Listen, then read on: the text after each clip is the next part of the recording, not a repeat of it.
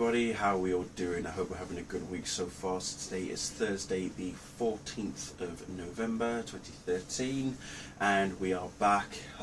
Another awesome episode, 6 for 6, they're knocking it out of the park right now. Arrow Season 2 episode titled Keep Your Enemies Closer, and the scene is set in Mother Russia, where it's a Diggle centric episode, this one. So it focuses a lot on John Diggle, Deadshot, and also Lila Michaels, who Diggle knows really well from his past. We've got there was some serious surprises in store in this episode.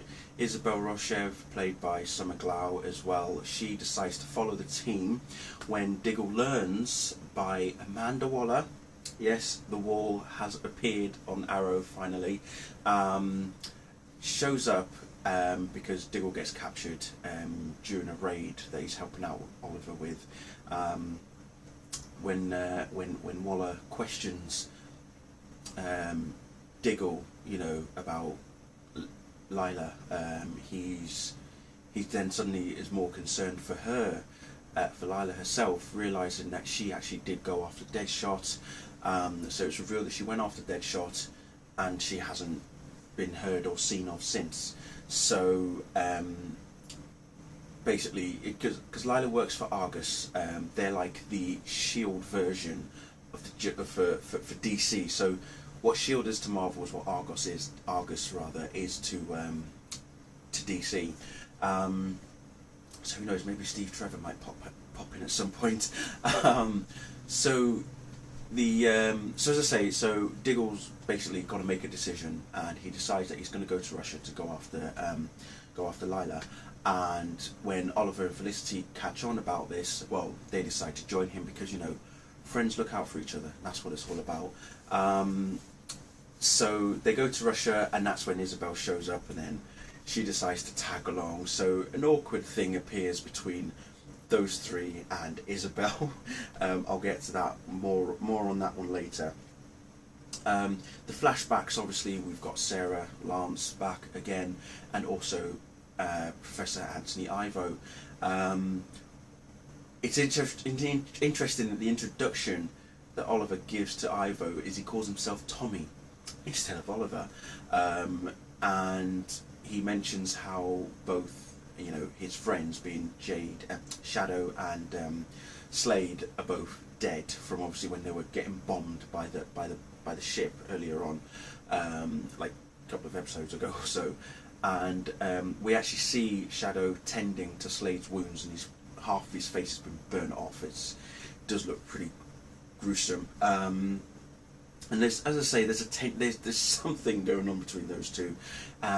So who knows what's happening there? But it's interesting how, obviously, when we go to the flashback of this episode, we meet the Russian guy that Oliver helped escape from that prison, who is now in Russia, and you know, he's Oliver's main contact, and he's I think the guy's name was Anatoly.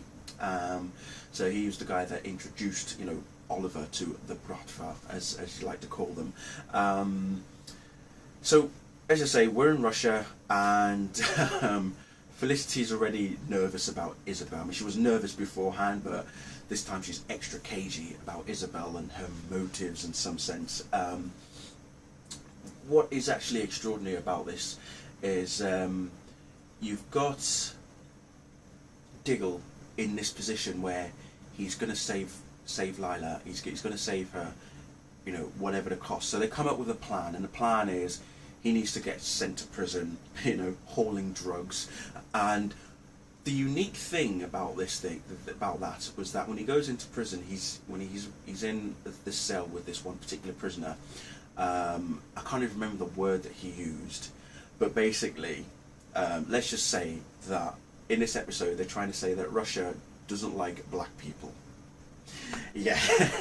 So when Diggle first thought that he was referring to him as an American, it was more because of the fact that he's black. And that's when Diggle's response was like, here we go, that old chestnut. And it's like, I just sort of sat there and thought, yeah, it's interesting how they mixed that in. I mean, I don't see it as a bad thing, but so I wouldn't really want anyone to take offence from it as well, because I certainly didn't. But I thought it was unique in that sense that he thinks he's in prison, or he thinks that he's been singled out because he's American, but it is because he's black. So, and then you see a fight actually break out later on, but it's all planned. The whole thing of Diggle being in prison is planned, but then there's an unlikely alliance, and that unlikely alliance is in the form of John Diggle, Floyd Lawton, aka Deadshot. The pair of them help each other to not only get Lila out of the situation that she's in, but also break out of prison as well. And the other best thing that I loved about this episode is that not once did Oliver suit up. You don't see him as in his hood outfit at all throughout the entirety of the episode. Yes, he does wear a tuxedo or a suit of some sort, but you do not see him in his full Arrow costume, which I thought was brilliant, you know, because he's there to have Diggle's back. He's got Diggle's back, and that's what he was there for. So, as I was mentioning earlier about Felicity and Isabel, well, an unexpected thing happened. Even I did not expect it, to the point of where I was really shocked. Isabel and Oliver slept together in Russia. Oh dear. And I feel for Felicity, I really do. The poor girl, it's just, oh dear, it's not fair. It was really heart-wrenching, to be fair. Poor girl. So yeah, yeah. And then she even said the quirks that she puts to Oliver, you know, what happens in Russia stays in Russia. But then she questioned, you know, why her? You know, I'm disappointed in you. You could have picked 64 million different women in Russia, and you pick her, kind of thing. You know, so you can understand that Felicity is jealous. It's like, well done, Oliver. Nice one. What else have we got? Yeah, going back to Sarah again on the island. Oliver thinks that she's doing her a favour, but she uses Oliver. But she kind of saves his life at the same time. So I think she was more warning him, or getting Oliver to warn both Slade and Shadow to like get away from their camp as quickly as possible, because the people on the boat are going to find them again, or something else. I mean, whatever Sarah's got planned, or whatever Ivo's got planned, and something to do with this graveyard that they found on the island. So I'm interested to see what Ivo's actually up to be fair. What else? Oof, a DC Comics name got dropped again. It's unbelievable how much they're bringing in. It's just unbelievable. I'm just going to come out and say it. Diggle eventually gets told by Deadshot why his brother Andy was killed. Diggle thought it's because Deadshot missed, but Deadshot, as we all know, he never misses. To a degree. And he said that Andy was the contract. And when Diggle asked, well, who assigned you who hired you to kill him, he said he didn't know specifically. He didn't know who the person was. It was a faceless sort of organisation. All he got was a name, Hive. And when that name dropped, I was like, what are they doing? Hive? What is going on? You know, you've got Argus, you've got Waller, you've now got Hive. There is some serious Suicide Squad thing going on here. So, yeah, it'll be interesting to see exactly where that side of things go towards, because we even learn that the real reason why Diggle was saving Lila was because they were married.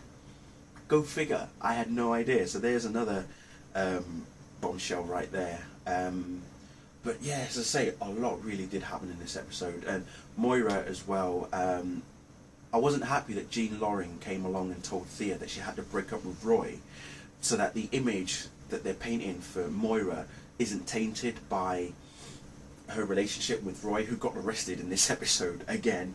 But when Roy goes to see Moira, because Moira actually asked for Roy to come and see her, she explains what happened and basically tells Thea, look, I know that Jean came to see you and she's trying to get you to break up with Roy, but I don't want that to happen. I don't want you to feel that that's what you need to do to make me look good on her trial. And she actually said, so I forbid you to not to not break up with this man. I was like, bless Moira. And speaking of which, next week's episode is actually titled State versus Queen.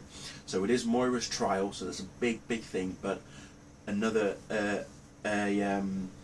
a villain that we saw in season 1 is returning, and I'm not going to say who the villain is unless you've watched the promo already, but I'm sure you know who it is anyway. So be interested to see how all that mixes in with the trial of Moira Queen as well. So yeah, so again, 6 for 6. I'm absolutely impressed, and we're just 2 episodes, people, 2 episodes away from Barry Allen's introduction. Oh my god, who's loving Arrow right now? Because I know I am. And the brilliant thing is, and I even tweeted this last night, is that Arrow, within 20 minutes of the show airing, within 20 minutes, it was trending worldwide on Twitter. I can't even remember Smallville even hitting, you know, the bottom 10 trending worldwide. There were occasions where it did, but that's because all the writers and producers were really pushing. Whereas here, you see the tweets constantly. You're just seeing Arrow, Arrow, Arrow. Everyone's tweeting about it. Everyone's talking about it. I know some people telling me last night, but you see, you know, Twitter wasn't invented when Smallville first started. I know that. I'm fully aware of that. Whereas, you know, shows like Vampire Diaries and True Blood, you know, they all get high trending topics all the time. Whereas Smallville was lucky to hit the bottom 10. But Arrow, it's literally up there, second or first place. I just could not believe it. I was like, that just goes to show just how awesome the show really is, that people are really talking about it, and we're only on to season 2. 6 episodes of season 2, and already it's like the best show, the best comic book show going for it right now, so it's brilliant. So anyway, I'm going to leave it there. Sorry for the epic long video, but it had to be done. But anyway, next week, State versus Queen. Can't wait. See you all next week. Bye.